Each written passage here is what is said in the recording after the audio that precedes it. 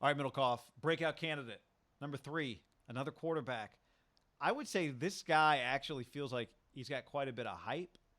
His team may be better than people realized last year. Although if you're watching or listening to us, you probably have heard us talk about him. But I even think we hit the offseason going, wait a second, how good were the Broncos? Were they? Oh, Drew Lock.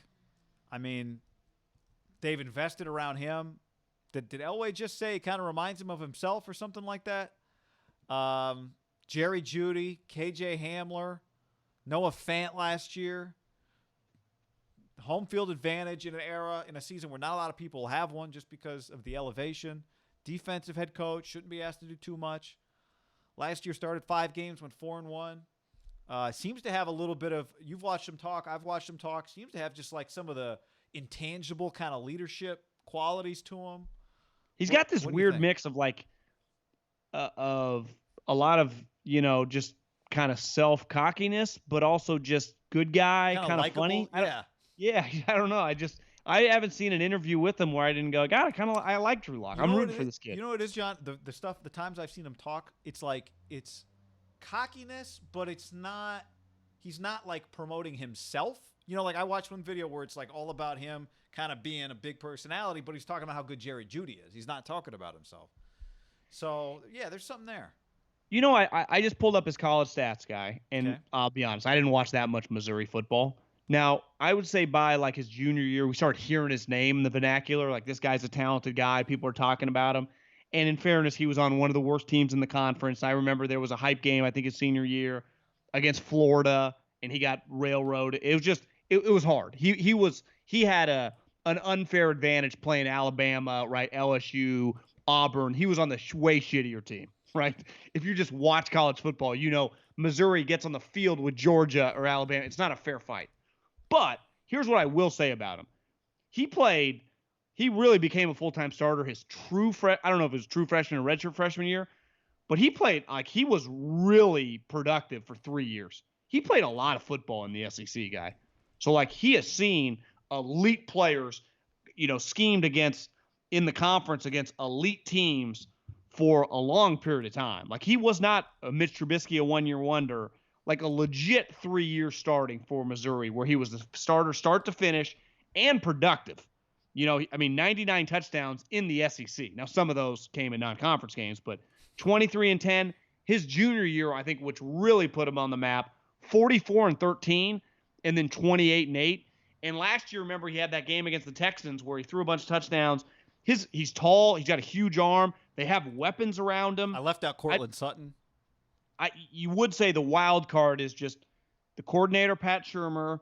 Their head coach has nothing to do with the offense. And you and I are Vic Fangio guys, but like, if Drew Lock's going to succeed or not, it's not going to be because of Vic Fangio. Like, he might help just in terms of just he knows football players and mindset and stuff, but just the schematic stuff for Drew Lock, he is very dependent on Pat Shurmur, Who's never had a top 10 passing offense, I read today. which is not ideal. He was the offensive coordinator, though, when he got the job for the New York Giants of that Minnesota Vikings team that, remember, Case Keenum had a really, really good season. Yeah.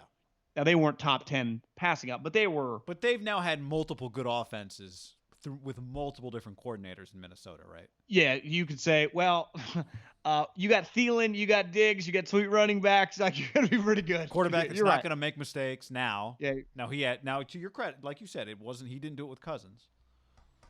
But I like this one, John. Now his division is difficult, right? I'd say he's the guy, unlike these other players, the Bakers, the Sams, even Josh Allen, that just has got a lot of buzz and a lot of hype without, there's not much tangible stuff behind it. Like, we really don't know anything, which to me also means guy the like bar this, is lower. Yeah, but sometimes he could just not be good, right? And I don't think that's the case, and I'm rooting for him, but we've seen this time and time again in football, in the NFL, just when a team's desperate for a quarterback. I mean, they're coming off, since Peyton Manning, a really, really rough stretch, right? So part of it is when your franchise is used to good quarterback play, and you get lucky with Peyton Manning, the second iteration of the second, he only played 3.5 years there, but right, it was won an MVP, put up historical stats. And then it was like, oh, we'll just transition easy. We got Elway running the show. And then it was a disaster back to back to back kind of years. And now I think it feels like, well, this we don't have some has-been or some overachiever. Like, we got a blue chip talent, big arm, big, tall kid. Just can he put it together? All right. To me, if he breaks out, they're a playoff team. Like, if I tell you Drew Lock throws 30 touchdowns, no, 30 is a lot, 25 and 12, Yeah. are the Broncos pretty good? Yeah. Here's the other thing, John. We're gonna they play at Pittsburgh week 2, eyeballs.